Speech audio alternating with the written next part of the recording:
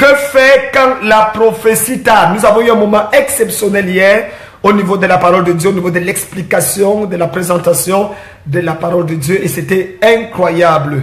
Quelles étaient les 4 erreurs d'Abel et comment est-ce que nous pouvons faire pour ne pas commettre ces mêmes erreurs. Nous avons passé un moment exceptionnel dans la présence de Dieu. Je voudrais saluer, partagez s'il vous plaît. Dans quelques minutes, je commence l'enseignement. Une salutation particulière également à Xtel Amor. Il dit bonjour homme de Dieu, signalez d'où vous nous appelez. Comme ça, je n'ai pas encore vu ni Léla, ni Stéphanie Monique, ni Ingrid. Je ne sais pas ce qui se passe. Est-ce que Douala est connecté? Ah, mon fils, le prophète Henri Boyer est connecté. Shalom, que Dieu te bénisse. Sois béni, homme de Dieu. Moïse, merci de partager. Est-ce que Jeanne d'Arc est là pour mettre sur cathédrale de la foi Montréal? Est-ce que également Giresse est là pour le faire passer? Que Dieu vous bénisse. Merci. Que faire quand la prophétie tarde?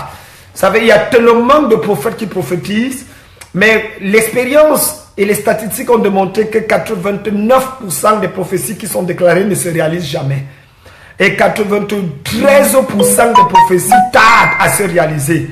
La question est de savoir pourquoi est-ce que cela tarde. Qu'est-ce qui se passe? Qu'est-ce qui se passe? Qu'est-ce que je dois faire lorsque je sais que ce qui a été dit vient de Dieu?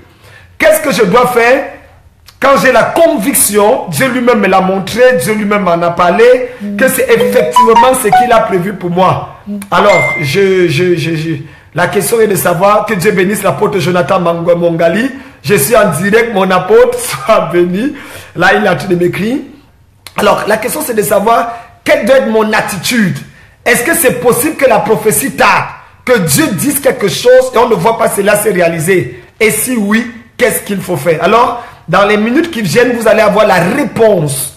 Vous allez recevoir la réponse prophétique à cette révélation. Merci encore à tous ceux-là qui sont connectés. Nous allons juste le temps de partager encore, de communiquer la nouvelle à tout le reste, afin que nous soyons tous sur la même longueur d'onde. Et pendant les 40 minutes qui viennent, nous allons passer un moment exceptionnel dans la présence de Dieu. Valentin dit dit menteur en quoi? Oh my God, non, ça c'est incroyable. En tout cas, ce qui est réjouissant avec Facebook, c'est que nous avons toutes sortes de catégories qui nous bénissent, qui nous regardent, qui nous écoutent. Et nous avons parlé l'autre jour, celui qui n'a pas d'ennemi n'a pas d'avenir. Alors, est-ce que vous êtes prêts? Si tu dis un bon amen, nous allons commencer l'enseignement de ce soir. Que faire? Ça sera boum. Dieu va parler à ta vie. Nous allons lire à partir de Habakkuk. Habakkuk chapitre 2, le verset 2 au verset 4. Vous nous suivez également sur Dunamis FM au Cameroun. À Yaoundé, vous nous suivez sur Dunamis FM du côté de Douala 98.4. Vous nous suivez Dunamis FM à Bafoussam 94. C'est 98 ou 94, Moïse. Vous nous suivez également sur Canodi Television et en direct. Merci. Pendant que tu partages, je déclare la bénédiction de Dieu dans ta vie. Pendant que tu partages, je déclare la grâce et la faveur sur ta vie. Just share the message we are about to present is a glorious time of revelation in the romantic and understanding, exegetic and hermeneutic word of God. We want to speak about what should you do if the prophecy that he just gave to you tarry to accomplish. What should I do if what I've been prophesied 2 years ago, 2 months ago, 10 years ago, till date, I didn't see it come to pass? What would be my attitude? What should be my attitude? And I will be speaking to you about certain things. In Habakkuk chapter 2, verse 2 to 4, we will be going deeply into the word of God and we will experience a lot of things. Can we read directly? Est-ce que nous pouvons directement aller à la parole de Dieu? Habakkuk chapitre 2, verset 2 à 4, il est écrit: L'Éternel m'adressa la parole et dit: écris la prophétie, grave-la sur des tables, afin qu'on la lise couramment, car c'est une prophétie dont le temps est déjà fixé. Si elle tarde, attends-la, car elle s'accomplira certainement. Quelqu'un dit Amen. Quelqu'un dit Amen. Quelqu'un dit Amen. C'est une prophétie dont le temps est déjà fixé. Habakkuk chapitre 2, verset 2 au verset 4. Frères et sœurs dans le Seigneur, mesdames, mesdemoiselles, messieurs, je voudrais parler le thème de la prophétie. Que faire quand la prophétie tarde à se réaliser? Le livre d'Habakkuk est un livre exceptionnel. Habakkuk est considéré comme le 8e prophète parmi les 12 prophètes mineurs. Son nom veut dire embrasser. Embrasser dans un sens spirituel. Parce que vous savez, quand on parle d'embrasser ou de baiser, ce n'est pas juste un acte physique sexuel, mais il s'agit d'une profondeur, d'une romance spirituelle à un degré supérieur. En fait, Habakkuk est reconnu comme étant l'amoureux de Dieu. Il était amoureux de Dieu et amoureux de son peuple, le peuple d'Israël. Et dans le cas d'embrasser, c'est l'un des prophètes, d'ailleurs le seul parmi les 12 prophètes mineurs qui exprime ses sentiments personnels par rapport à la jalousie de la sainteté de Dieu, de la justice de Dieu et à la primauté du peuple de Dieu sur les autres peuples de la terre. Donc Habakkuk en réalité est un homme incroyable. Avant de vous parler exactement du livre d'Habakkuk et ce qu'il est question, revenons un peu sur la personne d'Habakkuk. La plupart, la Bible ne nous donne pas exactement qui était son père et sa mère, mais après des études théologiques, parce que j'ai quand même un doctorat en théologie, et nous avons étudié sur le plan spirituel et sur le plan historique, les backgrounds des prophètes. Nous sommes allés un peu dans l'histoire et la tradition juive pour comprendre qu'effectivement, Habakkuk, d'après l'une des plus grandes et anciennes traditions juives, était le fils que le prophète Élisée avait prophétisé sur la Sunamite. Vous vous rappelez, dans 2 Rois, le chapitre 4, lorsque Élisée a rencontré, il a prophétisé et l'enfant a vu le jour. Quelques temps après, l'enfant est mort. La femme a dit tout va bien. Et plus tard, ce qui s'est produit, c'est que effectivement l'enfant est revenu à la vie. Donc, d'après l'une des plus grandes, j'ai dit bien, c'est pas, d'après l'une des plus grandes traditions juives, Habakkuk était le fils de cette femme. Alors, il est venu avec une notion prophétique, n'est pas prophétie, grandi dans une atmosphère prophétique. Il était véritablement privilégié et préparé de Dieu. Ce livre, en réalité, est un chant. C'est un livre lyrique. C'est une prophétie lyrique, c'est-à-dire un ensemble de chants exprimant des émotions que cet homme présente avec Dieu par rapport à la division du royaume. Il commence à prophétiser lorsque le royaume du nord et le royaume du sud séparés vit une apostasie incroyable. C'est une abomination littéralement qui se vit et se boit au sein du peuple d'Israël. Écrit au 7e siècle, c'est-à-dire dans les années 600 et poussière avant Jésus-Christ, Habakkuk va venir va se présenter comme un prophète qui se pose des questions par rapport au silence de Dieu sur les choses qui sont en train de se passer, particulièrement vis-à-vis de la dérive du royaume du Sud. Et c'est là où il va constater, dans un contexte particulier où la politique et la religion semblent avoir pris le dessus au sein d'Israël, et on se pose la question, mais pourquoi est-ce qu'il y a une combinaison entre le politique et le religieux pour opprimer le peuple? C'est un peu ce qui se passe aujourd'hui dans la plupart des pays africains. Nous avons une complicité avec certains prophètes, dits hommes de Dieu, et le gouvernement en place, dans le but d'opprimer le peuple, dans le but de détruire le peuple. Ce qui fait qu'aujourd'hui, pour pouvoir être bien vu, il faut automatiquement chanter le chant de la politique. Mais ce n'est pas le cas. La naissance de Jésus à lui seul a été capable de faire trembler le pouvoir politique. Donc toute personne qui a l'esprit et qui a l'onction qui vient du Messie devait être capable par sa présence de faire trembler le politique. Alors Habakkuk se pose un certain nombre de questions. Et l'une des questions fondamentales qui se pose, pourquoi le méchant prospère-t-il? Pourquoi le méchant prospère-t-il? En fait, il constate au sein d'Israël que les gens qui font le mal prospèrent. Les satanistes sont riches, ils avancent. Les femmes qui étaient des anciennes prostituées, des briseuses de foyers, se marient et elles ont des foyers stables. Alors que des gens qui, en réalité, sont gardés dans la virginité, qui ont rendu précieuse le corps, se retrouvent en train d'avoir des problèmes d'enfantement, des problèmes d'accouchement. Alors ils se posent la question de savoir, mais qu'est-ce qui ne va pas? Quel est le problème, Seigneur? Pourquoi le méchant prospère? Donc Habakkuk se pose des questions et veut effectivement avoir des réponses de Dieu. C'est pour ça qu'au chapitre 2, le verset 1, il dit qu'en réalité, je me tenais et je veillais pour savoir ce que l'Éternel allait répondre. Le royaume du Nord est tombé d'ailleurs entre les mains des Assyriens. Et Habakkuk à ce moment commence, parce que Josaphat est à ce niveau. Josaphat à ce niveau se retrouve le roi du Sud et il est de plus en plus méchant. Habakkuk va nous crier à Dieu et dit, mais qu'est-ce qui ne va pas? Quand est-ce que tu vas faire justice. Et Dieu va répondre en disant une parole très forte, le juste vivra par la foi. Le juste vivra par la foi. Ça, c'est une parole tellement forte qui apparaît au sein de l'Écriture. Alors Dieu répond à Habakkuk et lui dit quelque chose. Dieu dit à Habakkuk, je vais utiliser les Chaldéens. Je vais utiliser les Babyloniens pour juger mon peuple. Parce qu'en fait, le peuple s'est détourné de mes voies. Il ne suffit pas d'être dans la terre promise pour être béni. Il faut comprendre les principes et les lois qui régissent votre vie dans la terre promise. La terre promise n'est pas un lieu géographique. La terre promise, en réalité, c'est une révélation. C'est une aptitude développée partie sur la révélation que Dieu t'a donnée. C'est pour ça que plusieurs sont entrés dans la terre promise mais n'ont pas été bénis. Et qu'est-ce que Dieu va dire? Dieu va dire, parce que vous êtes dans la terre promise et que vous avez transgressé mes lois et mes voies, je veux utiliser les Chaldéens, les Babyloniens pour vous juger. Alors, cette réponse de Dieu va étonner Habakkuk de plus en plus. Il dit, Dieu, premièrement, je ne comprends pas pourquoi dans ton territoire, les méchants prospèrent et les justes ne prospèrent pas. Maintenant, je te demande de faire quelque chose et toi, tu décides d'utiliser les ennemis de ton peuple pour juger ton peuple.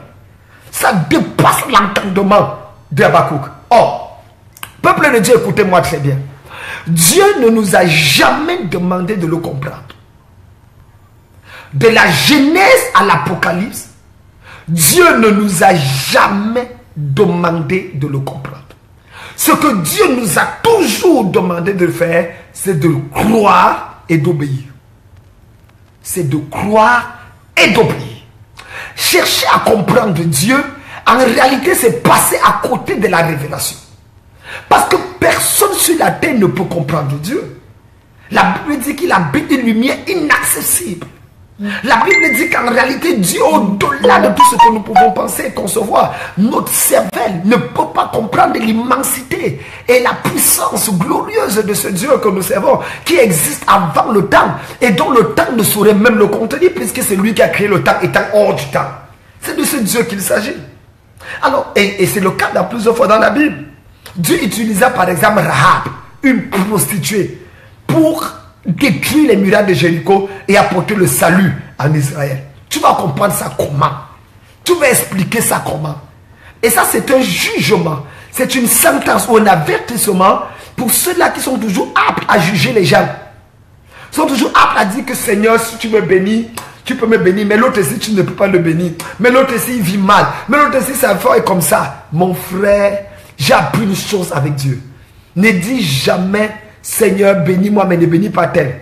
Parce que Dieu a une manière d'agir qui dépasse totalement l'entendement des gens. En fait, il utilise Rahab pour délivrer les gens. Ce n'est pas tout. Il utilisera un anon pour parler à un prophète. Mais lisez votre Bible. Lorsque le prophète Balaam s'en va pour pouvoir juger Israël, Dieu va utiliser un anon pour pouvoir parler au prophète. Mais vous allez m'expliquer comment est-ce possible? Dieu, qu'est-ce qui se passe? Comment tu peux faire cela? Ah ben, il est Dieu tout simplement.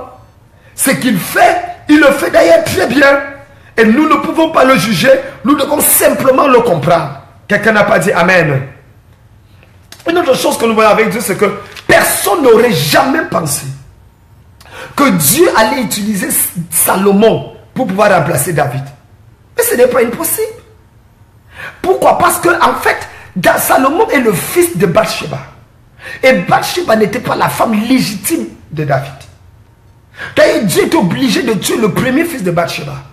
Mais le deuxième fils, Dieu l'a aimé et l'a choisi afin de le placer. Pourquoi? Pour la simple raison que Dieu, oh my God, je voudrais bénir Dieu pour Samson Tieti qui est en train de m'écouter. Et il m'écoute encore. Et j'aime ça. S'il te plaît, continue d'écrire parce que ça permet effectivement de comprendre la révélation. Parce que pendant que tu écoutes, l'Esprit de Dieu va te convaincre avant la fin de ce message. Ça, j'en suis convaincu. Ils sont nombreux qui l'ont fait. Donc, merci de dépenser ton crédit et de continuer à m'écouter, Samson. Je bénis ta vie. Et je déclare que la grâce de Dieu va te localiser au nom de Jésus. Et vraiment, j'aime quand tu écris et ça augmente davantage le nombre de vues. Parce que vous voyez, c'est pas n'importe qui peut ne pas t'aimer, ne pas aimer ton message, mais t'écouter quand même. Et c'est ce qui s'est passé avec Jésus.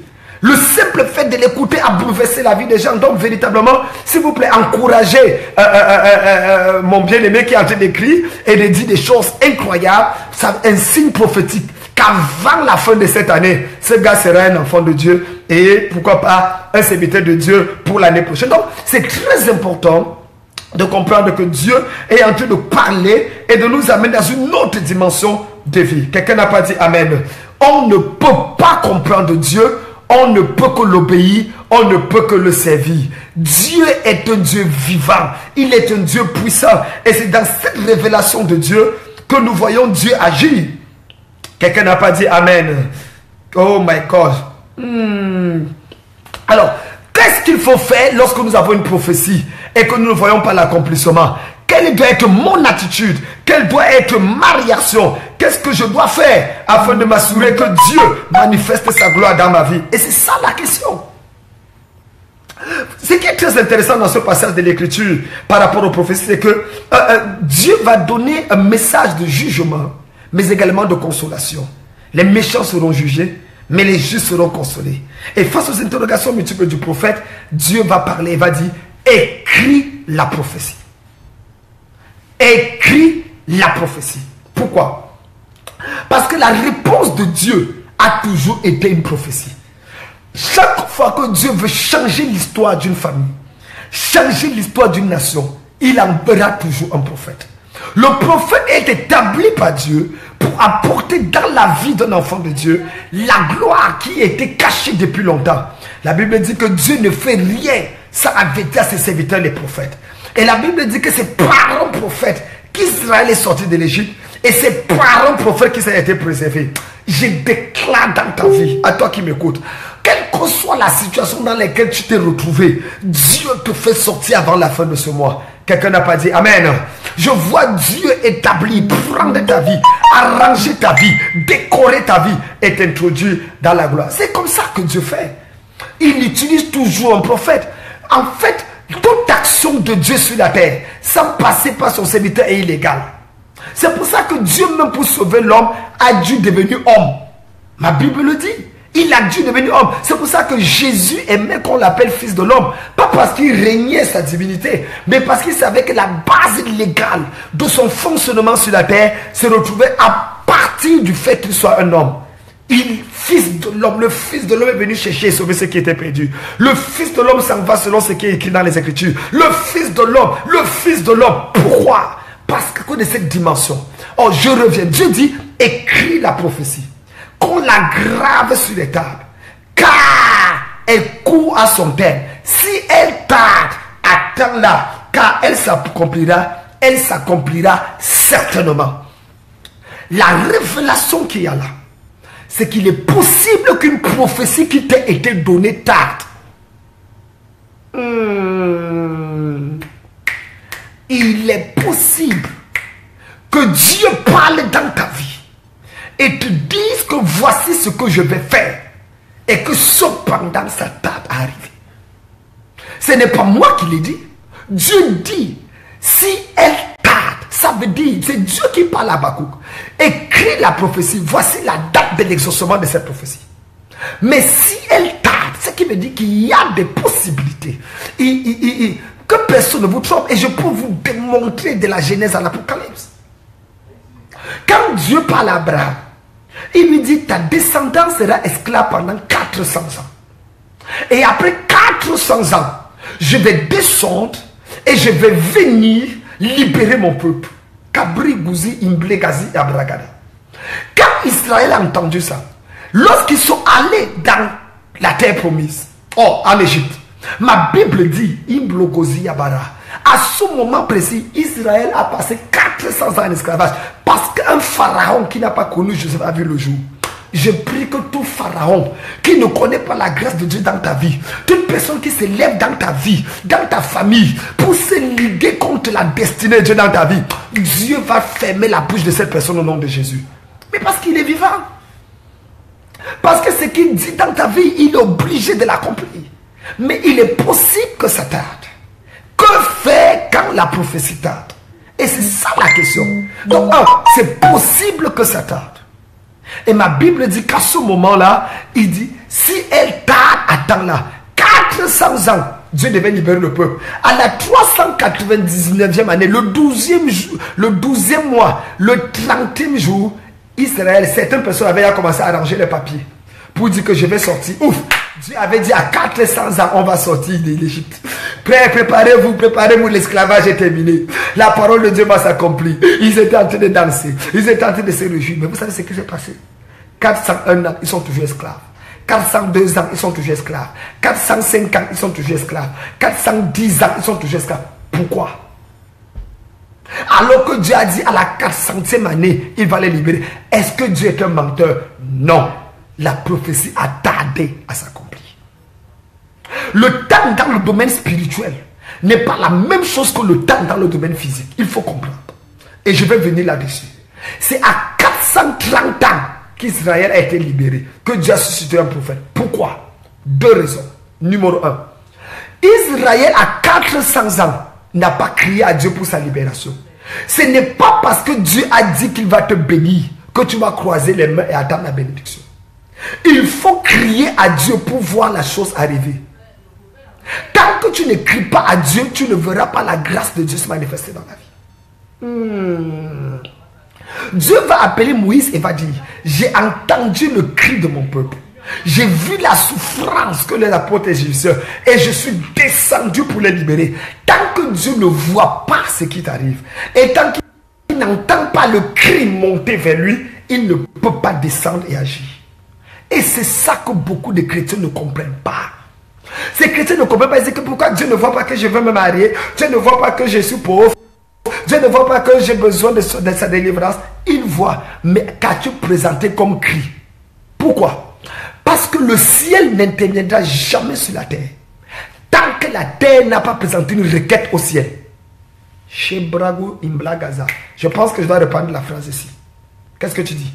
Le ciel n'interviendra jamais sur la terre tant que la terre ne présente pas une requête au ciel. Même l'eau qui descend sur la terre, la pluie qui descend du ciel, la Bible est claire, enfin, la science le dit et le démontre à suffisance. Avant que la pluie qui vient du ciel là n'est pas née au ciel. La pluie qui vient du ciel là vient de la terre. La Bible dit qu'il y a, la science nous parle du phénomène climatique. Il y a d'abord ce qu'on appelle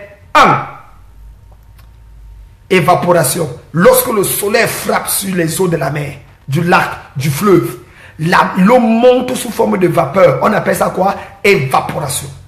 Après l'évaporation, il y a ce qu'on appelle, l'eau arrive au ciel, il y a ce qu'on appelle la condensation. C'est-à-dire que l'eau commence à peser sous forme de vapeur. Ça doit peser. Et après la condensation, il y a ce qu'on appelle la précipitation. C'est-à-dire que l'eau descend maintenant sous forme de pluie. C'est un phénomène naturel qui traduit une réalité spirituelle. C'est pour ça que Dieu va dire, de la même manière que ma parole ne sort et ne revient à moi sans accomplir sa volonté, de même que l'eau qui descend du ciel ne remonte sans avoir arrosé la terre. Il en est ainsi de ma parole. Ça veut dire que quoi? Ça veut dire que même si Dieu a dit quelque chose dans ta vie, quand Dieu va parler, il y aura d'abord un phénomène d'évaporation. C'est-à-dire, il faut que le soleil frappe sur l'eau. C'est pour ça que le plus souvent, après une prophétie, tu vas te rendre compte qu'il y a des problèmes qui arrivent dans ta vie. Un exemple, on prophétise que tu vas te marier. C'est à ce moment que ton fiancé t'abandonne. On prophétise que tu auras une promotion. C'est à ce moment-là qu'on te chasse du travail. Ça t'est jamais arrivé? On prophétise par exemple que tu seras riche. À ce moment, tu cherches, pendant tout un mois, tu cherches même seulement $5, tu ne trouves pas. Pourquoi? Parce qu'il faut il faut que le soleil frappe sur les eaux de ta vie. Et que maintenant tu élèves des prières, tu élèves des cris à Dieu par le processus de l'évaporation spirituelle. Lorsque l'évaporation monte, ça ne redescend pas du coup. Il faut qu'il y ait une condensation de la chose. C'est-à-dire qu'il faut que la prière pèse devant Dieu. Et c'est à ce moment que Dieu décide d'agir dans ta vie par le processus qu'on appelle la précipitation. La pluie descend, les bénédictions descendent. Je déclare dans ta vie, avant le 31 décembre de cette année, il y aura précipitation dans ta vie. Celui qui dit Amen, plus que son voisin reçoit la révélation.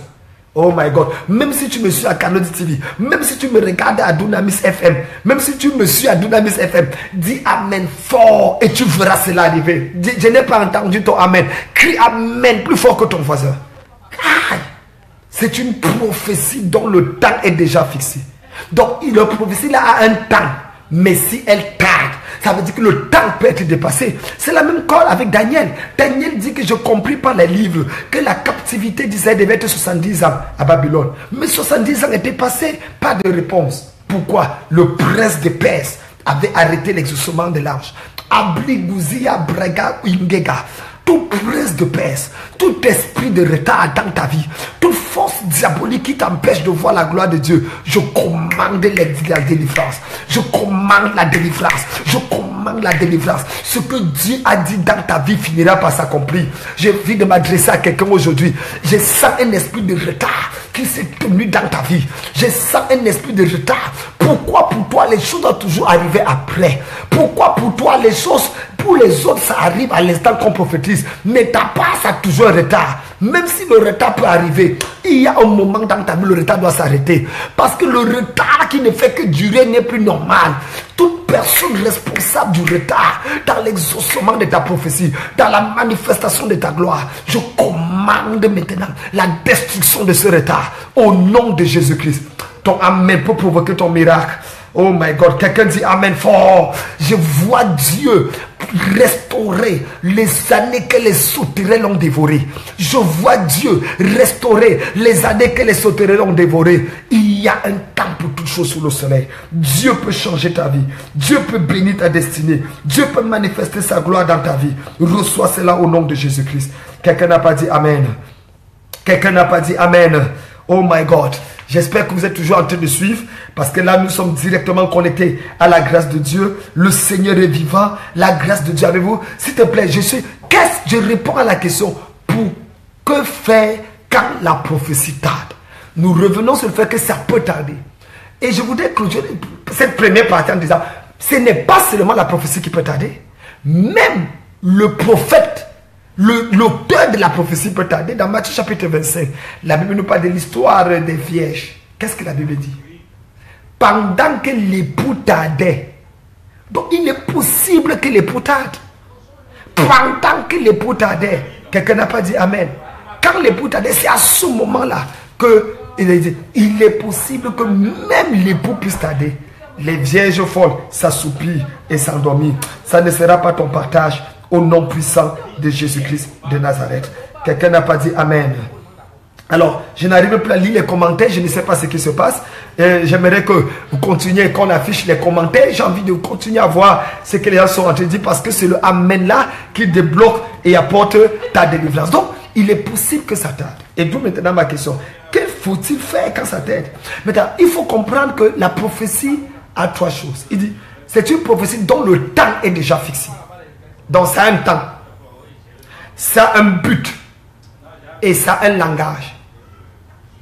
La prophétie a un temps, a un but et un langage. La prophétie, c'est l'agenda de Dieu pour ta vie. C'est le programme ou la feuille de route que l'Éternel a placé et il te le révèle au travers de quelqu'un d'autre. La prophétie, c'est ce que Dieu est en train d'amener et Dieu est en train de pousser les gens à faire dans ta vie. Mais elle peut tarder. Et si elle tarde, attends-la. Et c'est très intéressant. Quand vous lisez la Bible dans le livre de 1 Corinthiens, la Bible dit, si le son de la trompette, si la trompette donne un son aigu, qui se préparera au combat?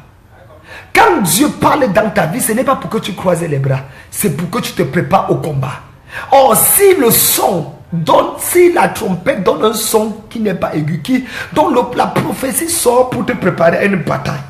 La prophétie vient pour te rendre enceinte. Mais ce n'est pas parce que tu es enceinte qu'automatiquement tu vas accoucher. C'est pour ça que toute femme enceinte va voir le médecin qui lui dit, attention, ne fume plus, ne bois plus l'alcool, ne fais le sport, ou bien fais attention avec telle nourriture, ne mange pas ceci, prends telle position, prends tel remède. Pourquoi? La femme peut dire, ah, moi je suis déjà enceinte, donc l'enfant va finir par sortir. Eh bien, parce que la prophétie peut être avortée. Parce que ta prophétie peut faire une fausse couche. Parce que l'enfant peut sortir avant le temps. C'est ça le problème de plusieurs chrétiens. C'est qu'ils reçoivent la prophétie, mais on ne les enseigne pas quelle est l'attitude qu'il faut développer pour s'assurer que cette grossesse prophétique puisse voir le jour. Et c'est de ça que je vais parler aujourd'hui. Si elle tarde, que faire quand la prophétie tarde? Qu'est-ce que je dois faire? Quelle doit être mon attitude? Il faut comprendre, frère, que toute véritable prophétie de Dieu est nourrie par un certain nombre d'ingrédients. 1. La prophétie est nourrie par ce que j'appelle la marche dans la sainteté. Plus tu marches dans la sainteté, plus tu vois la prophétie de Dieu être nourrie dans ta vie. La prophétie est nourrie par ce que j'appelle également la louange, les confessions. Nous allons revenir dessus. La prophétie a un but. Pourquoi? Pour que tu ne meurs pas avant ton temps. La prophétie est un langage. La raison pour laquelle les gens te veulent du mal, c'est parce qu'ils ont entendu le langage de ta prophétie. La raison pour laquelle les gens te parlent bizarrement, c'est parce qu'ils ont entendu le langage de ta prophétie. Frère, toute prophétie est un langage. Rappelez-vous d'Ismaël. Ismaël était le fils d'Agar et d'Abraham. Et la Bible dit que par jalousie, Sarah a demandé à Abraham, chassez ses ventes et son fils, car ils n'hériteront pas avec mon fils Isaac. Abraham a chassé Ismaël et Agar. Et la Bible dit qu'ils sont partis, ils sont arrivés à un niveau dans le désert. Dans le désert, il n'y avait plus d'eau. Et il n'y avait pas de pluie, il n'y avait rien à boire. Alors, Agar a pris l'enfant, elle a posé quelque part, et elle a commencé à pleurer. Elle dit, oh, que je ne vois pas mon fils mourir. Regardez maintenant, suivez la révélation.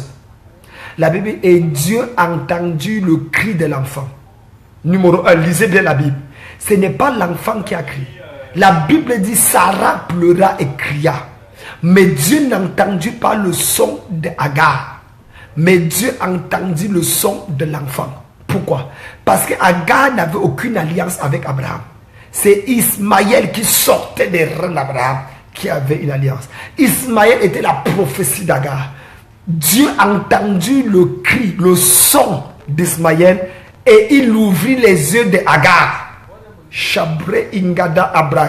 Quelqu'un est en train de saisir la révélation. Dieu a entendu. C'est Agar qui a élevé la voix. Et c'est Agar qui a parlé. C'est Agar qui a crié. C'est Agar qui a prié. Mais Dieu n'a pas entendu le son d'Agar. Il a entendu plutôt le son de l'enfant. Parce que même si l'enfant était rejeté, l'enfant est un enfant d'alliance. Il sort des reins d'Abraham. Et par conséquent, Dieu doit écouter ce que l'enfant est en train de dire. Mais comme l'enfant ne peut pas aller puiser l'eau, mais comme l'enfant n'a pas les moyens, la force nécessaire pour comprendre et identifier le puits, Dieu, entendant le son de l'enfant, va ouvrir les yeux d'Agar afin qu'Agar a puisé l'eau et puisse venir donner à boire à l'enfant afin qu'il ne meure pas. C'est un principe spirituel. Frères et sœurs dans le Seigneur, ta prophétie a un langage. Et parfois quand tu n'as plus rien à dire, ta prophétie peut parler pour toi. Parfois quand tu ne sais plus quoi faire, ta prophétie peut parler en ta faveur. Parfois quand tu ne sais plus sur quel sein te vouer, Dieu peut écouter le langage de ta prophétie, le langage de ta vision. Ça peut provoquer un miracle dans ta vie. Et c'est ce qui s'est passé avec Bathsheba. C'est la naissance de Salomon qui a apporté le respect à Bathsheba en Israël.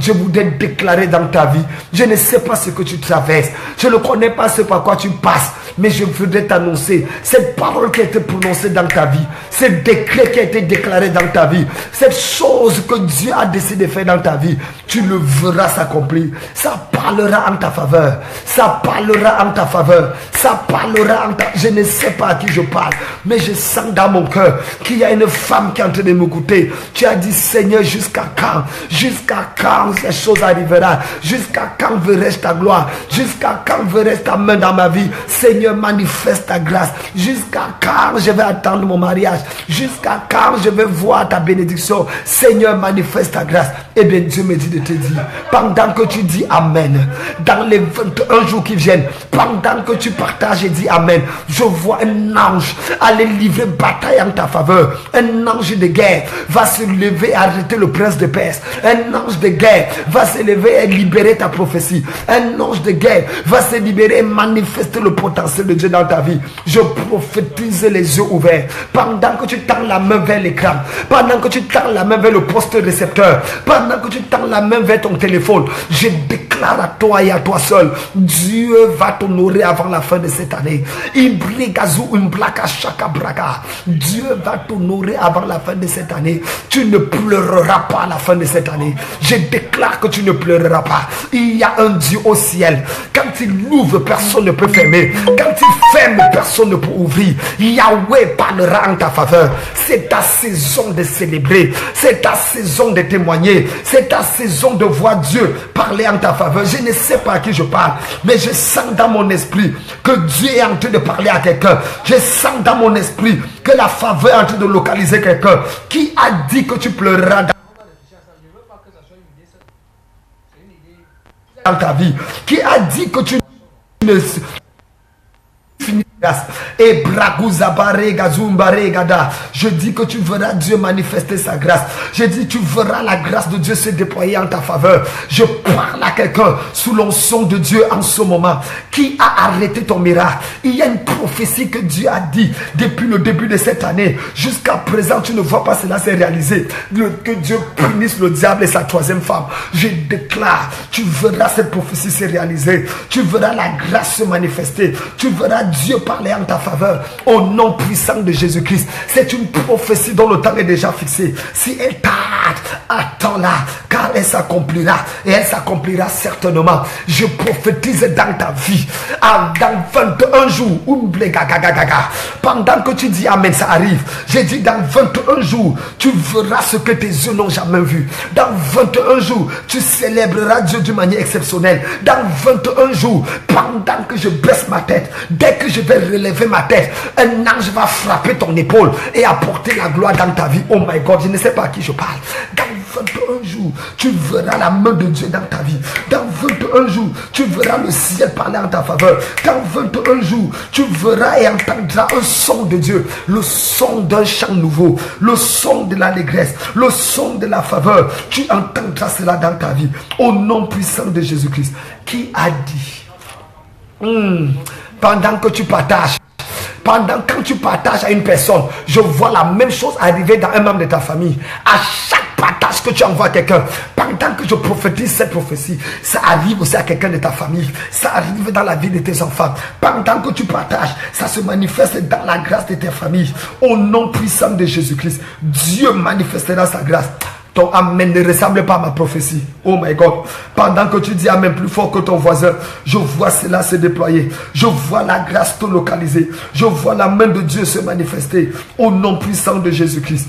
Tu ne sombreras pas. Et brakazu imbrakasha. Abrekazu yabaregadu gozia. Abrekagu gaba ingetakaza. Bringashunga nerebazi yakata. C'est le temps de ta manifestation. C'est le temps de ta manifestation. Imbrekagu dabaya. Le ciel parlera en ta faveur. La grâce te localisera. Je bénis ta vie. Au nom de Jésus de Nazareth. J'ai dit dans 21 jours. Dans 21 jours. Ton visage sera plus glorieux. Dans 21 jours. Ta vie sera plus exposée dans la bénédiction. Dans 21 jours. Le voile qui te couvrait sera balayé. Dans 21 jours. La main de Dieu parlera en ta faveur. Quelle est cette prophétie que tu attends? Quel est ce miracle que tu veux voir depuis? Et ça n'arrivera pas, et ça n'arrive pas. Dans 21 jours, pendant que je tends ma main vers toi, je dis, là où les hommes ont refusé de t'aider, Jéhovah va se lever. Là où les gens ont dit que tu ne verras pas la gloire, Jéhovah parlera en ta faveur.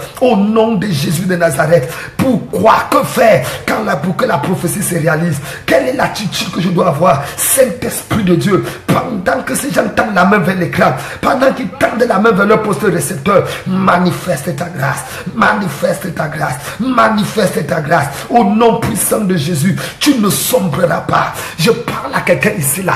Il y a un mouchoir qu'un ange va descendre avec pour essuyer tes larmes. Il y a un mouchoir qu'un ange descend avec pour essuyer tes larmes. Pendant que tu dis amen, je vois cela arriver dans ta vie. Au nom puissant de Jésus-Christ, tu ne sombreras pas. Tu verras Dieu en ta faveur. Tu pourras Dieu parler en ta faveur. Ikobrigazu iblakazaya. Imbrekashungadarabo zagada. Et blakazu kubrakazi imbrakada. Au nom de Jésus de Nazareth, pendant que tu dis amen, aucun obstacle ne t'arrêtera. 21 jours, tu vas m'appeler, ton téléphone va sonner. Dans les 21 jours, ton téléphone de foule sera connecté à la grâce. Dans les 21 jours, la faveur va descendre dans ta vie. Dans les 21 jours, tu verras un chant nouveau dans ta famille. Je dis un chant nouveau. Dieu m'a dit de dire à quelqu'un, cette prophétie qui avait été dit quand tu avais donné ta vie à Jésus, ça va se réaliser. Ça va se réaliser. Je ne suis pas venu m'amuser aujourd'hui. Je suis venu parler à quelqu'un. Le prince de Perse qui a arrêté ta prophétie, il va sombrer au nom de Jésus.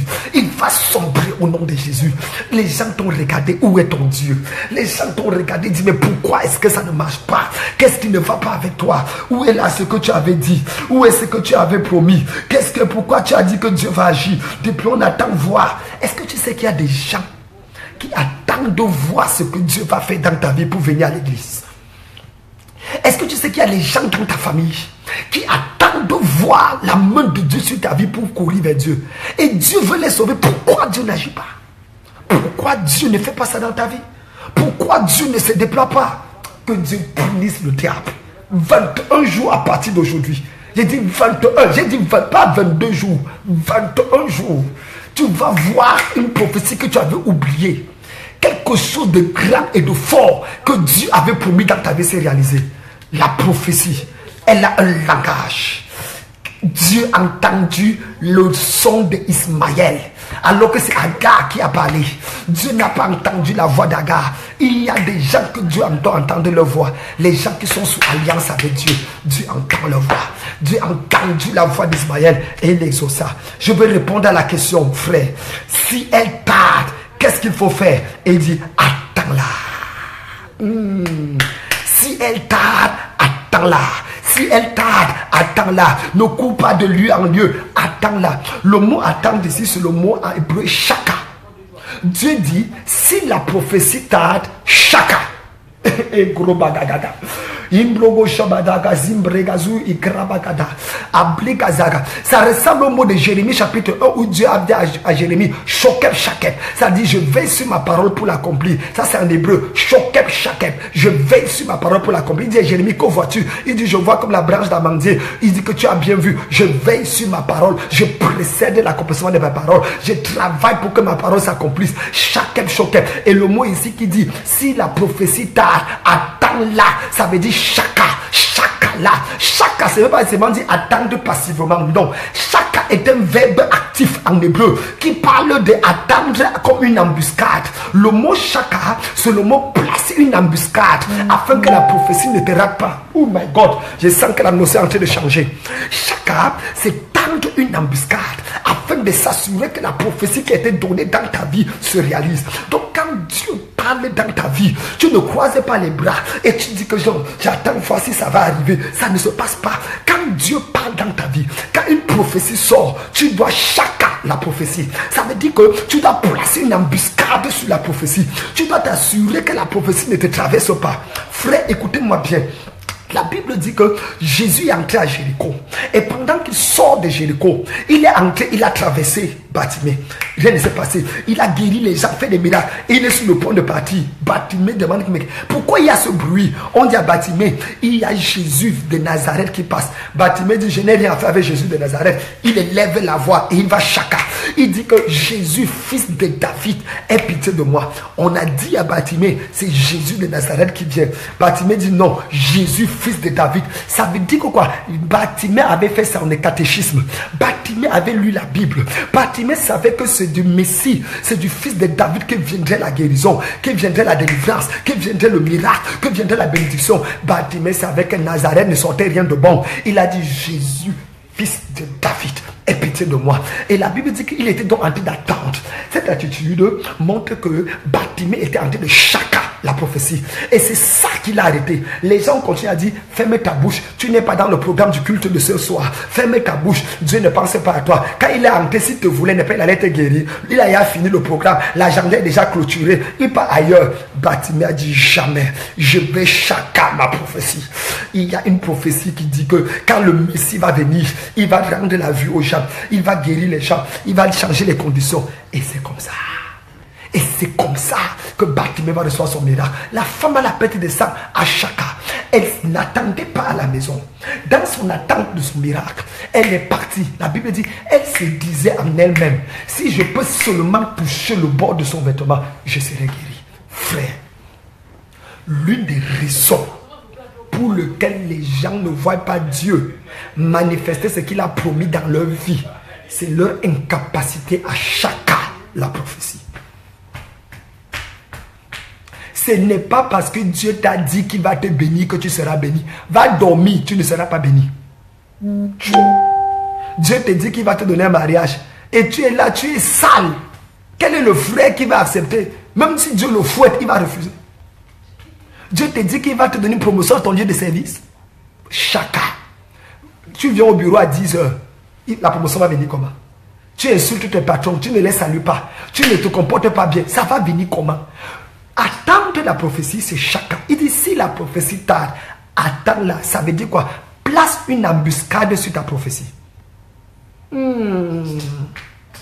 Place une embuscade sur ta prophétie. Chacun la prophétie. C'est-à-dire que place-toi dans une position où, qu'il pleuve ou qu'il neige, ça va s'accomplir. Je me rappelle un couple qui était venu me voir. Il dit, papa, vraiment, j'aimerais que tu pries pour nous. On va un enfant. Depuis, on cherche l'enfant, on n'a pas. Et on a appris que quand tu prophétises, l'enfant vient. J'ai déclaré que vous allez aller. Le mois prochain, vous aurez déjà, elle sera déjà enceinte. Ah, ils ont dit Amen. Le mois après, 2 mois après, je les vois. Est-ce que ça va? Vous avez déjà vérifié? Il dit que non. Papa, ce n'est pas encore arrivé. Je dis, mais pourquoi ce n'est pas arrivé? Il dit, papa, vraiment, quand tu as fini de prophétiser, chacun allait à la montagne pour prier. Donc, depuis là, on prie pour que le miracle, la prophétie se réalise. J'ai failli gifler le monsieur et la dame pour dire que Dieu, ça c'est quelle abomination. Quand la prophétie sort que tu vas avoir un enfant avec ton mari ou ta femme, ne va pas à la montagne prier, va sur le lit prier, sur le lit conjugal. Et arrivé là-bas, fais ce que tous les mariés font entre 5h et 6h du matin. Ouais! Pourquoi les chrétiens sont devenus stupides comme ça?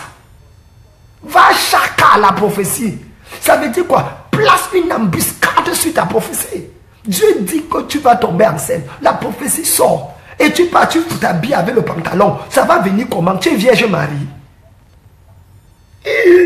Non, va avec ton mari. Si vous faisiez 2 fois par semaine, fais 4 fois par semaine. Si vous faisiez 1 fois par mois, fais 15 fois par mois. C'est quoi? Est-ce que c'est ça le thermomètre? Est-ce qu'il y a le kilométrage sur ça? Non. Il faut chacun la prophétie. Dieu dit que tes affaires vont exploser. C'est une prophétie qui sort. Qu'est-ce que tu fais? Tu commences à dire que, bon, alléluia, tu changes de veste, tu changes de truc, tu dis que ma prophétie. Non, redouble d'efforts, travaille davantage. Parce que ce que Dieu a dit, il faut que tu places une embuscade. Il dit, Habakkuk chapitre 2, si la prophétie tarde, attends-la. Attends-la. Et le verbe attendre, c'est le verbe hébraïque shaka, qui veut dire place une embuscade à ta prophétie. Positionne-toi, positionne-toi de telle enceinte que by fire, by force, la prophétie là ne t'échappe pas. Et c'est de ça qu'il s'agit. Arrête d'accuser Dieu. Arrête de dire que les prophètes sont faux parce que tu n'as pas chacun la prophétie. Oh my God. Pendant que tu partages, j'ai dit 21 jours, Dieu va faire cette miracle dans ta vie. La grâce là va descendre. Et je voudrais prier pour quelqu'un. Je vais te montrer comment faire pour chacun. Quel genre d'embuscade tu dois placer afin d'avoir ta prophétie. Et je vous l'ai dit dans 1 Corinthiens 14. Si la prophétie, si le son de la tempête, qui se préparera au combat? Donc la prophétie vient pour qu'on se prépare au combat. Pour qu'on se prépare à voir la chose arriver. Comment faire? Et c'est ça la question que je vais clôturer. Quelles sont les 5 choses que je dois faire pour que ma prophétie, quand ma prophétie tarde, quelles sont les 5 choses que je dois faire pour chacun cette prophétie? Si elle tarde, prophète, homme de Dieu, docteur de la parole générale, dis-nous, tu nous as expliqué chacun. Chacun avait dit, ok, il a dit attends là, donc je dois attendre. Est-ce que attends donc? Comment faire attendre? Tu m'as dit attendre ici, le mot chacun, c'est placer une embuscade à ma prophétie. Autrement dit, qu'est-ce que je dois faire? Frère, écoutez-moi d'abord. Le ciel ne bénira jamais ta vie sans ton accord. Est-ce que quelqu'un a compris ce que j'ai dit? Le ciel ne bénira jamais ta vie sans ton accord. Dieu ne changera jamais ta vie sans ton accord. Non. Dieu ne fait pas les accidents. C'est pour ça qu'Apocalypse chapitre 3, il dit quoi? Je me tiens à la porte et je frappe. Si quelqu'un entend ma voix et ouvre la porte, j'entrerai. Oh, la porte que Dieu frappe ne s'ouvre jamais de l'extérieur. Elle s'ouvre toujours de l'intérieur. Quand Dieu frappe à la porte d'une vie, d'une situation, si la personne n'ouvre pas, il reste dehors. Oui. Oh, la prophétie, c'est le fait que Dieu frappe à la porte de ta vie. La prophétie, c'est Jésus cognant à la porte de ta situation. La prophétie, c'est l'Éternel frappant pour changer ta vie. Si tu n'ouvres pas, si tu ne chaques pas, si tu ne places pas une embuscade pour voir cela se réaliser, ça ne se manifestera pas. Écoutez-moi, ça c'est une révélation que beaucoup de gens n'ont pas. Et après, ils commencent à accuser Dieu et accuser les hommes. Dieu, c'est pas correct. Je déclare dans ta vie, oh Bringazuya Baregada, dans 21 jours, je suis toujours dans 21, parce que je dis ce que l'Esprit m'a dit. Dans 21 jours, Imblogozi Abara, Dieu va faire quelque chose dans ta vie qui va étonner ta génération. Si tu places une embuscade, si tu chacas la prophétie, quelles sont les 5 choses? Est-ce que tu as ton bic, ton stylo maintenant? Est-ce que tu as un stylo?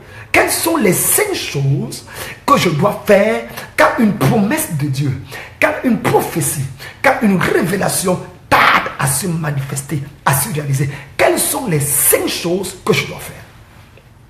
Si tu dis Amen, je te donne les 5 choses. Si tu dis Amen, je te donne les 5 choses. Oh my God. Ingrebalaga zumbegadada ibrogogogo abragadaga ikekekeke ingodogo abragaga indrogogogo ibragaga. Ici à la cathédrale de la femme Montréal, les gens aiment quand je fais igrogogogo ibragaga imbrogogo parce qu'ils savent qu'à ce moment-là, c'est là où la température change. Quelles sont les 5 choses? Oh, je n'ai pas encore entendu un bon Amen. Pendant que tu dis Amen, je veux clôturer avec ces 5 choses. Quelles sont les 5 choses? Quelles sont les 5 choses qui font en sorte que je dois faire pour que ma prophétie se réalise? Et les Gazuya Barega Malaga. Est-ce que quelqu'un a dit Amen? Je n'ai pas encore dit Amen. Quand j'ai dit Amen, je te donne les 5 choses. Ça, c'est la partie clé du message. Pendant que tu dis Amen, je te connecte à la grâce. Chapelet Gazuya Baré. Quelles sont les 5 choses, oh mon Dieu, pour que cette prophétie qui tarde se réalise? What should I do, Lord? What? Et krabo gadi bazi gadi gadou gaziaba. Quelles sont les 5 choses? Est-ce que, oh, ça a déjà atteint les 10 Amen? Quelqu'un n'a pas dit encore Amen. Numéro 1. Numéro 1. Kabrigazuya bade indara. Crois en la prophétie et non aux circonstances. Lorsque la prophétie sort, si elle n'est pas crue, elle va mourir. La prophétie, c'est comme, permettez-moi le terme, c'est comme le sperme d'un homme relâché dans la nature, dans le corps de la femme. Si le sperme en sortant ne trouve pas l'ovaire, l'utérus, le sperme va mourir. Or, ce sperme, c'est au moins 400 millions d'enfants potentiels. Mais ça meurt d'un coup, à la minute qui suit. Donc, quand la prophétie sort, tu dois croire à la prophétie. Si tu ne crois pas à la prophétie, elle ne se réalisera pas. Est-ce que je parle à quelqu'un ici là? Je vous donne un exemple. Dans le livre de Rois, il y avait une famine en Israël. Et la famine était tellement grave que les gens ont préparé leurs propres enfants, 2 femmes, avec chacun leur enfant. Et l'un a préparé son enfant, a fait le michun avec le plancton. Il a fait le porc brisé, on appelle la chair humaine brisée avec son enfant. Et les 2 ont mangé. Et ils attendaient que la semaine d'après, L'autre aussi va préparer son enfant et ils vont manger. Donc imaginez-vous que c'est tellement grave qu'ils étaient cannibales. Mais voici. Dieu était là, le prophète était là. Et la Bible dit qu'Élisée était là, mais il enseignait. Quand le prophète, au lieu de prophétiser, commence à enseigner, c'est grave. Je tourne la page. Alors on vient dire au roi, et le roi dit que Dieu mettrait dans toute sa rigueur si la tête d'Élisée, fils de Shaphat, repose encore sur sa tête. Notez un, chaque fois qu'il y a un problème dans un pays, n'arrêtez pas les opposants, arrêtez les prophètes. Oh, chaque fois qu'il y a un trouble dans un pays, n'arrêtez pas le FMI là-bas, n'accusez pas les étrangers. Arrêtez les prophètes, vous les mettez quelque part en prison. Parce que les prophètes sont responsables de la nation dans laquelle Dieu les établit. On ne peut pas blâmer les politiciens. Ce sont des aveugles conduisant les aveugles. Les prophètes sont supposés être les gens qui voient. Pas qui voient seulement le caleçon de leur brebis. Pas qui voient seulement les soutiens des gens. Pas qui connaissent seulement les numéros de téléphone. Ils doivent connaître le plan Marshall que la nation peut mettre sur pied. Qui va faire sortir les gens de la crise économique. Pourquoi vous ne voyez pas ça? Pourquoi? Pourquoi? Le prophète doit quand même voir ça. Quel genre de prophète on a seulement là-dedans pour s'enrichir? Un prophète qui s'enrichit seul et les autres ne s'enrichissent pas. C'est un bandit. C'est un bandit. Oh, mais c'est pas là. Donc, ce qui est intéressant, c'est que Élisée était là, mais il n'y a pas de prophétie. Le roi a dit que je vais tuer Élisée. C'est quand la menace a été posée sur la vie d'Élisée qu'Élisée a prophétisé. Dans 24 heures, il y aura la crise économique va s'arrêter.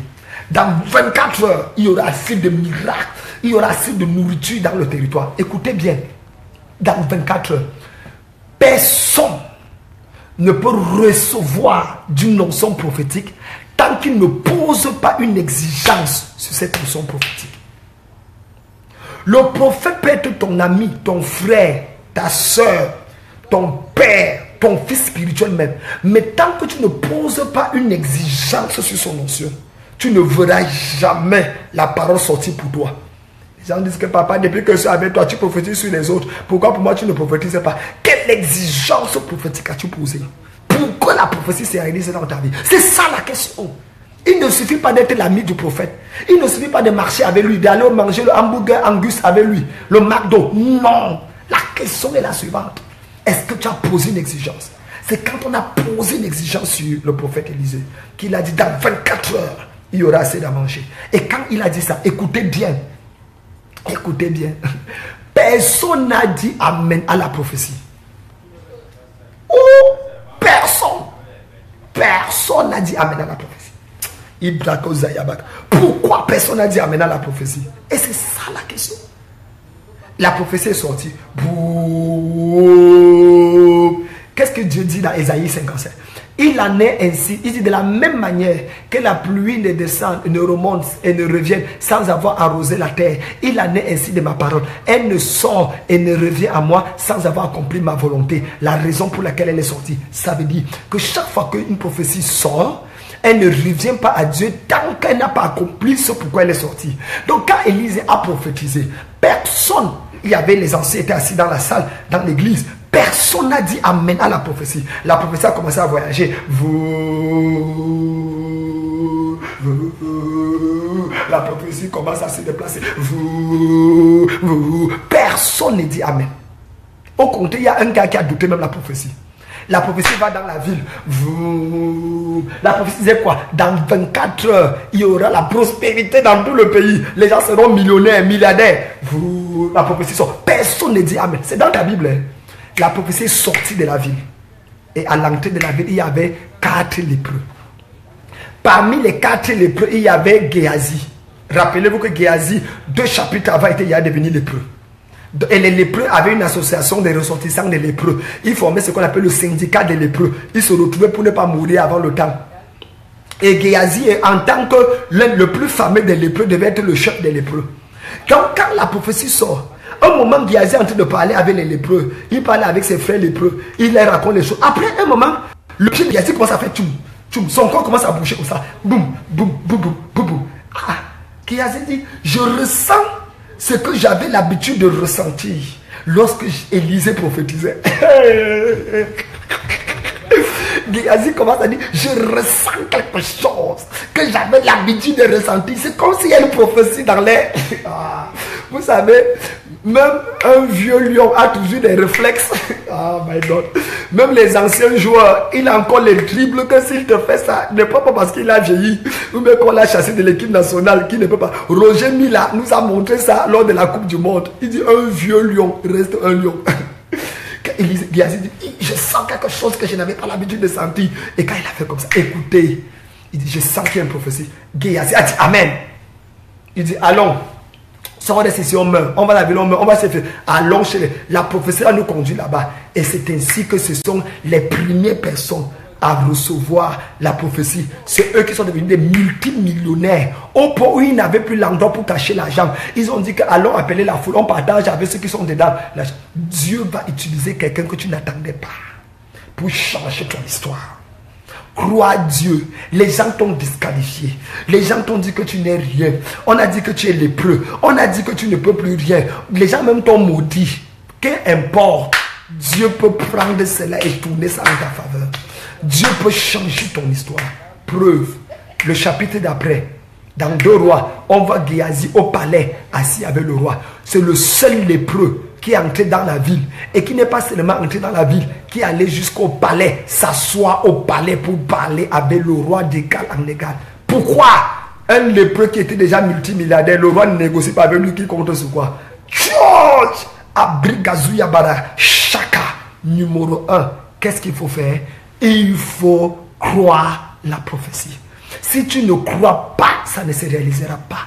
C'est le premier à croire qu'il voit cela arriver dans sa vie et pour sa communauté et pour son église. C'est pour ça que je déclare. Si tu dis Amen, en 24 heures, ça va arriver. Je prophétise dans ta vie. À cette heure-ci, demain, une bonne nouvelle va frapper. Il dit une bonne nouvelle. Dieu va envoyer un ange à cette heure-ci. Demain, avant cette heure-ci, le ciel va sourire sur ton visage. Je dis le ciel va sourire sur ton visage. Au nom de Jésus de Nazareth. Oh my God, c'est ton Amen qui va dire de la prophétie. Une femme est venue me voir, me dit, papa, regarde-moi. Est-ce que je ne suis pas belle? J'ai dit, tu es belle, ma chérie. Elle dit, tourne, je suis belle. Oui, non, oui. Il dit, mais pourquoi depuis je ne me marie pas? Je suis à l'église depuis plus de 20 ans. D'église en église, mais je ne suis pas marié. Ah! Les frères ne me voient pas. Toi-même, quand tu te mariais, j'étais là. Et tu as épousé l'autre, tu m'as laissé. Il a regardé, il dit que maman, dit que pourquoi? J'ai dit, tu veux te marier quand? Elle me dit, ah, n'importe quand. J'ai dit, c'est pour ça que tu n'es pas encore marié. Donne-moi une date. Elle dit, papa, ok, je vais me marier demain. Je l'ai regardé, dit, tu es fiancé? Elle dit non. Il y a quelqu'un dans ta vie? Elle dit non. Et tu veux te marier demain? Elle dit oui. J'ai dit, ok. Attends, mais il faut réfléchir. Elle me dit, mais c'est toi qui m'as dit que je dois demander à Dieu n'importe quoi, non? J'ai dit, ok. Pendant que j'étais en train de vouloir raisonner, tu sais ce que Dieu me dit? Fils, quel est notre accord? J'ai dit, quoi, Seigneur? Il dit, quel est notre accord? J'ai dit à Dieu que mon accord, c'est que moi, je prophétise et toi, tu réalises. Dieu dit, ok. Lequel est le plus difficile? Prophétiser ou réaliser? J'ai dit à Dieu, mais c'est prophétiser qui est plus facile. Réaliser, c'est le plus difficile. Et il dit, et c'est la part que j'ai pris. Toi, dis seulement et laisse-moi manifester ce que tu as dit. Oh my God. Et j'ai dit à la femme, dans 24 heures, tu seras mariée. Elle est sortie de mon bureau. Quand elle part pour prendre le taxi, son téléphone sonne. Allô, je veux te voir. Un ancien camarade à l'université qu'elle avait vu il y a 8 ans, il était allé en Europe. Il lui dit que tout à l'heure, j'ai entendu que c'est toi ma femme. Je suis ici, je suis venu pour me marier, ça s'est gâté. Et je dois retourner en Europe avec mon mari parce que j'ai dit au travail que et je dois voyager demain soir. Veux-tu m'épouser aujourd'hui? C'est comme ça que l'histoire s'est commencée. Ils sont allés voir les parents. Arrivé voir la mère, il dit que il y a le temps de la dot. Il dit, laisse, calcule tout ce que tu veux. On va mettre dans la voiture, on va aller là-bas voir ta mère. Son père était décédé. Ils arrivent là-bas et dit à la mère, maman, le monsieur est venu pour me dire qu'il veut m'épouser. Il a dit qu'il faut d'abord la réunion familiale. Le monsieur a dit, maman, excusez-moi, moi je dois revoyager. Vraiment, c'est la femme de ma vie. Voilà les 3 millions de dot de francs que je suis venu. Et voilà les porcs, tout ce que... Maman, si c'est après, je veux compléter après. Quand la mère a vu l'enveloppe 3 millions, elle a vu tout ce que le monsieur avait apporté. Elle a regardé, il ressemblait à un homme qui se lave rien qu'avec l'eau minérale. Dieu! Et qui nettoie ses dents seulement avec Coca-Cola. Elle a dit que merde. Elle a dit que c'est pas possible. Elle dit, bon fils, assois-toi. Pendant qu'elle est en train de dire, bon fils, assois-toi, la fille dit que maman, mais je lui ai dit qu'il faut d'abord qu'on voit tonton, l'oncle tel. Il faut qu'on voit tonton tel pour parler. La maman a frappé la bouche de sa fille, dit, ferme-moi ta bouche. Ton oncle était où depuis que j'étais accouché dans le ventre? Depuis que ton père est mort, ton oncle est parti où?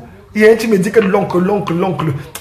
Beau fils, assois-toi. Elle a seulement dit à la fille, prends ta femme, tu pars avec. Vous avez déjà ma bénédiction. Le lendemain, ils se sont mariés. Elle a pu le vol à 21 et il est reparti étant marié. Je prophétise dans ta vie. Dans 24 heures, quelque chose que tu n'espérais plus va arriver dans ta vie.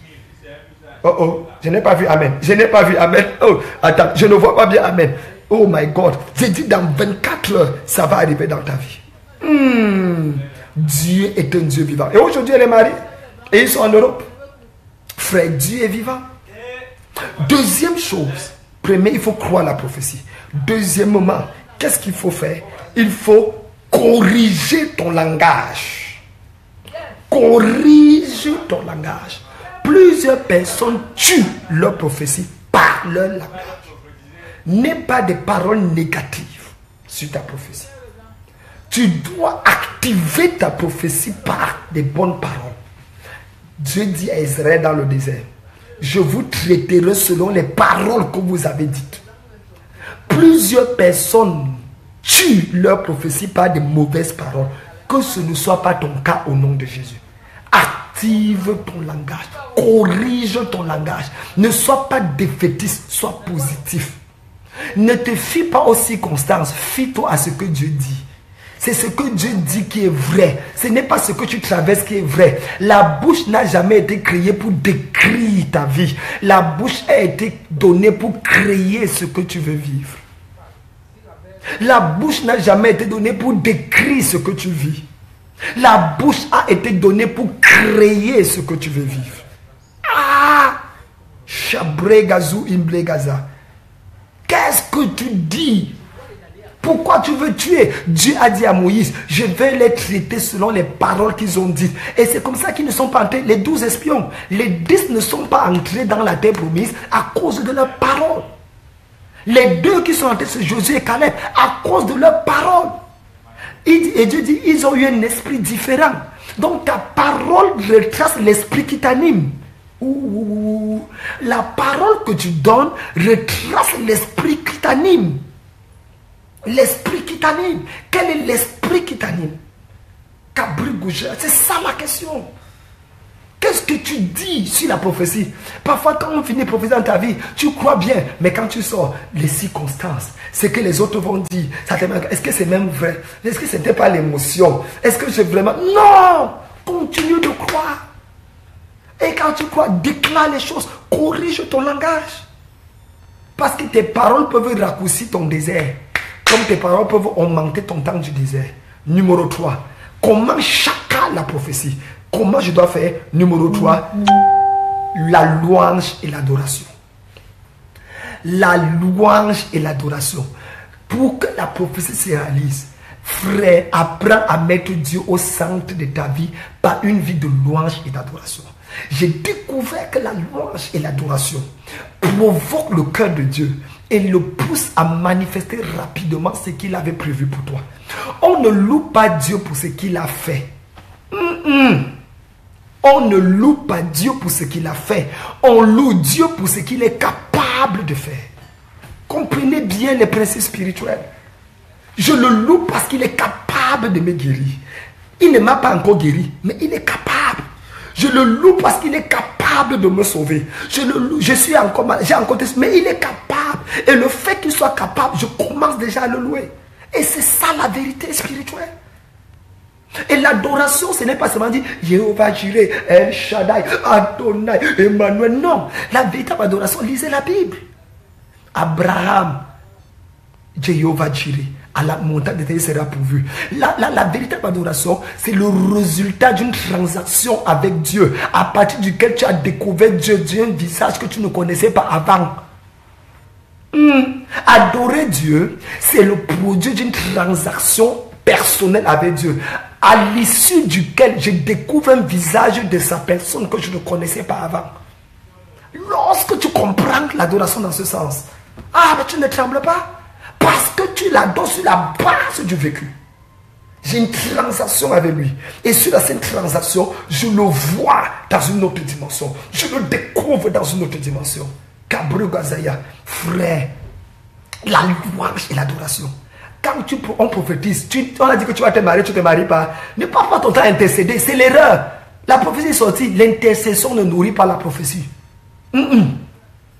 L'intercession, c'est quand tu sais pas. La prophétie est nourrie par la louange et l'adoration.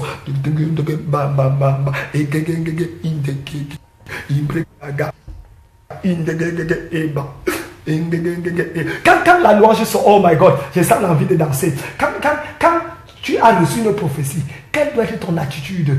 Oh my God, tu dois être dans la célébration. Tu dois être en train de donner à Dieu de tout ton cœur. La louange, tu dois le célébrer, tu dois le magnifier. Parce que tu sais qu'il est capable. La louange, Dieu n'a pas encore fait, mais tu es déjà en train de danser. Les gens te regardent comme un fou. Les gens te demandent que, mais est-ce que tu es normal? Les gens te demandent que, mais qu'est-ce qui se passe avec toi? Mais tu sais ce que tu cherches.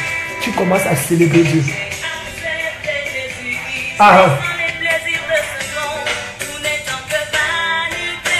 Chabragazi.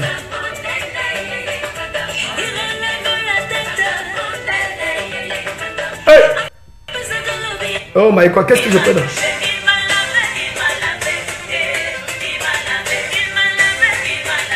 Tu dois louer Dieu.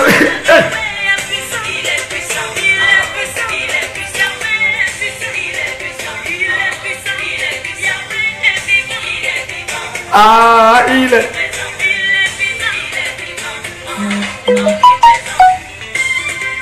Hey. Hey.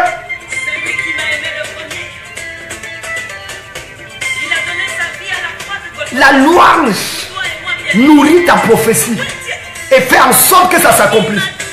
Est-ce que tu peux danser, s'il te plaît? Oh, je ne te vois pas danser. Un pas.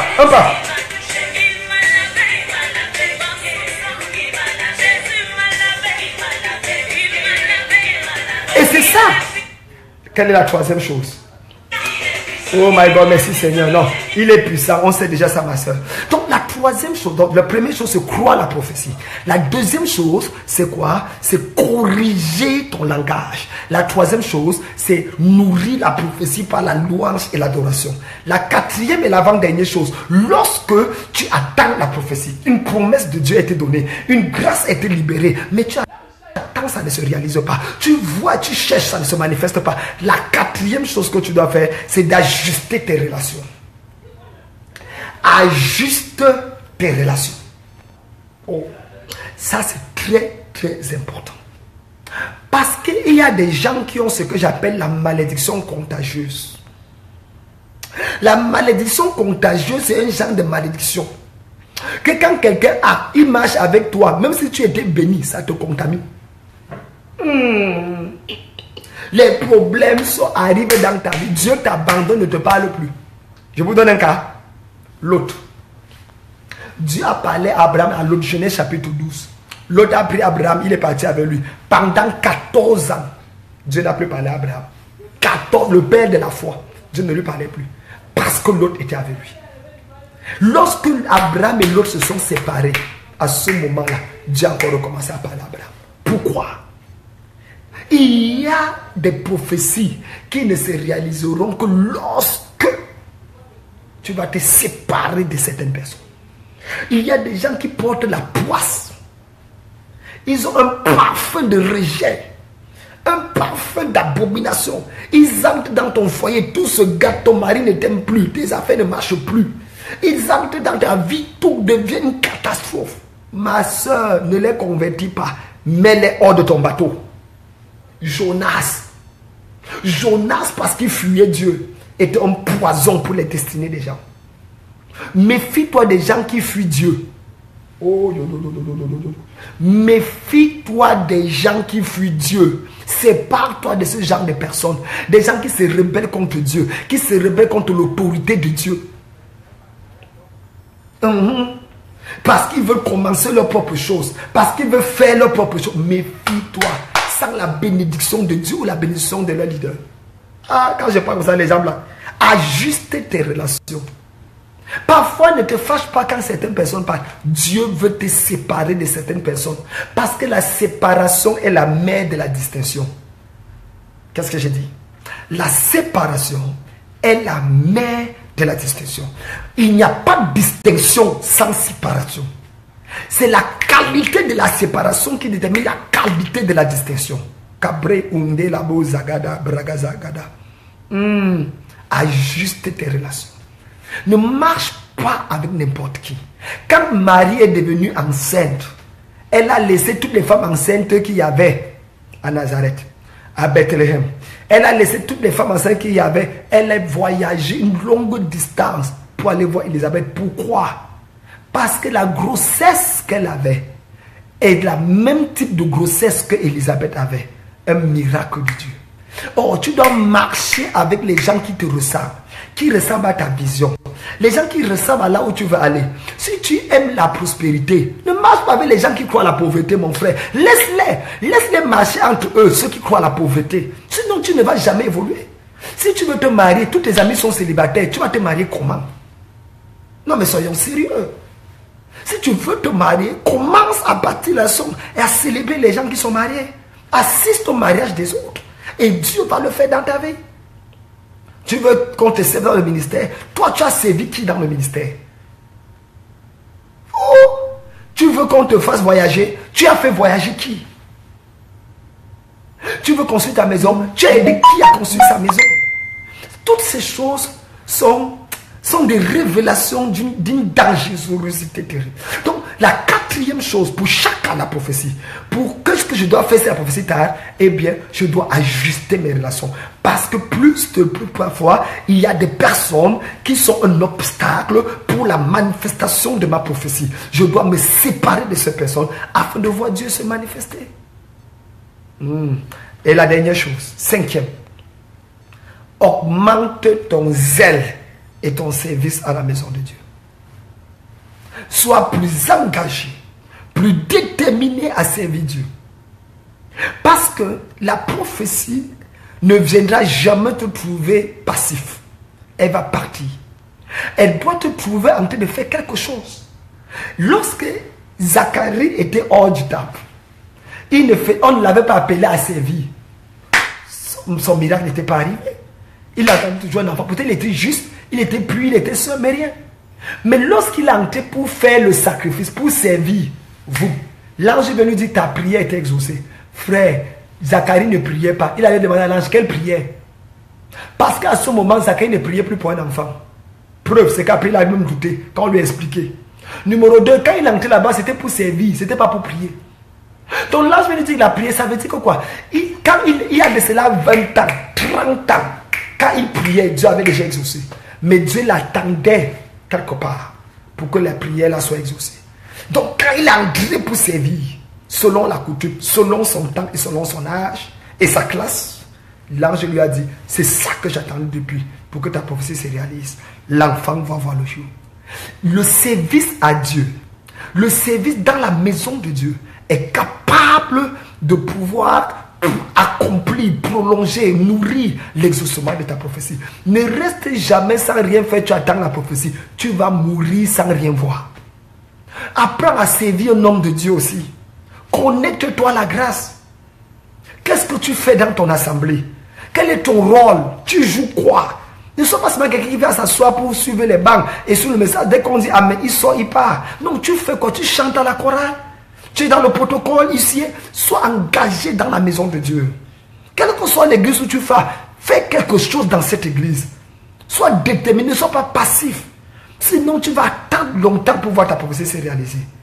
Je prie que Dieu bénisse sa parole. Chacun, chacun, la prophétie. Que faire? quand la prophétie tarde à arriver, voilà exactement ce qu'il faut faire. Je voudrais vous dire merci de nous avoir écoutés et que la grâce de Dieu repose sur votre vie. Je voudrais prophétiser pour clôturer. Alors, pendant que tu dis Amen, tends la main, j'ai dit dans 21 jours, Dieu va changer l'histoire de ta vie. Dans 21 jours, il y a une prophétie qui va se réaliser. D'ailleurs, il y a d'abord 49 personnes dont la prophétie va se réaliser dans 24 heures. 49 personnes qui me suivent en ce moment. Ta prophétie se réalise dans 24 heures. Dès l'instant où tu me suis, ta prophétie va se réaliser dans 24 heures. Je prie qu'un ange manifeste sa grâce dans ta vie au nom de Jésus. Et pour le reste, dans 21 jours, tu verras le ciel parler en ta faveur. Si tu dis Amen, ça s'accomplira. Que Dieu te bénisse. Que la grâce de Dieu repose sur toi. Je déclare un mariage que tu attendais, une bénédiction, une promotion, une délivrance. Que le ciel apporte cela dans ta vie. Peut-être que tu as des problèmes avec quelqu'un, tu as un problème en justice, un dossier quelque part. Je prie que la main de l'Éternel arrive là-bas au nom de Jésus. Je sais que tu me regardes et dans ton foyer ça ne marche pas. Les gens se réunissent dans ta famille lorsqu'il y a deuil. Personne ne se retrouve pour un moment de joie avant la fin de cette année. Dans 21 jours, il y aura la célébration de la joie dans ta famille. Il y aura la gloire dans ta famille. Il y aura la bénédiction dans ta famille. Je sais que tu me regardes et tu dis papa, tu ne comprends pas je ne comprends pas ce qui se passe avec ma vie. J'ai besoin de voir Dieu agir de manière exceptionnelle. Eh bien, quel que soit le domaine où tu veux voir Dieu agir, là où on t'avait rejeté, Dieu va te projeter. Je suis en train de prophétiser dans la vie de quelqu'un. C'est que je dis, pendant que tu dis Amen, ça va arriver dans ta vie. Je dis bien pendant que tu dis Amen, ça va arriver dans ta vie. Chacun, la prophétie, attends la croix. Crois ce que je suis en train de dire. Non seulement tu crois, corrige ton langage. Non seulement tu vas corriger, nourris par la louange et l'adoration. Ajuste tes relations et augmente ton service dans la maison de Dieu. Je déclare dans ta vie, pendant que ces 5 éléments du chaka pour l'accomplissement d'une prophétie qui tardait et arrive dans ta vie, Dieu change ton statut. Dieu change ta position. Dieu change ton statut. Dieu change ta position au nom de Jésus. Il y a quelqu'un qui t'a regardé et qui t'a dit, où est ton Dieu là? Quelqu'un t'a regardé et t'a dit, l'année va finir et tu ne vas pas voir cela arriver. N'est-ce pas, je t'avais dit? N'est-ce pas, je t'avais dit? Toute personne qui ose te défier et qui dit que ton Dieu ne parlera pas pour toi, je prophétise aujourd'hui par l'onction de Dieu sur ma vie, l'onction de Dieu sur la vie de mon père Bishop Christ, l'onction de Dieu sur la vie de papa Paul Enenche, mon père dans le ministère, l'onction de Dieu sur tous les hommes de Dieu que je connais ici. Je déclare au nom de Jésus, Dieu va parler en ta faveur. La grâce va se manifester. Tu vas voir les choses changer. L'atmosphère de ta vie va changer. L'atmosphère de ta vie va changer. Je prie que le ciel se souvienne de toi.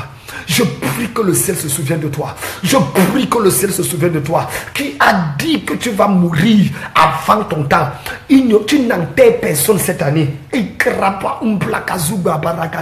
Toute personne malade dans ta maison reçoit une guérison miraculeuse. Reçoit une guérison miraculeuse. Je prophétise les yeux ouverts et je défie le Goliath de ta famille.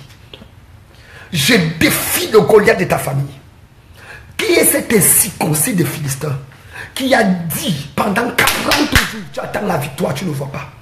Quel est cet homme qui s'est assis sur tes dossiers, qui s'est assis sur tes papiers pour le visa, qui s'est assis sur tes documents? Qui a osé se lever et dire que tant qu'il est vivant, tu ne verras pas la gloire?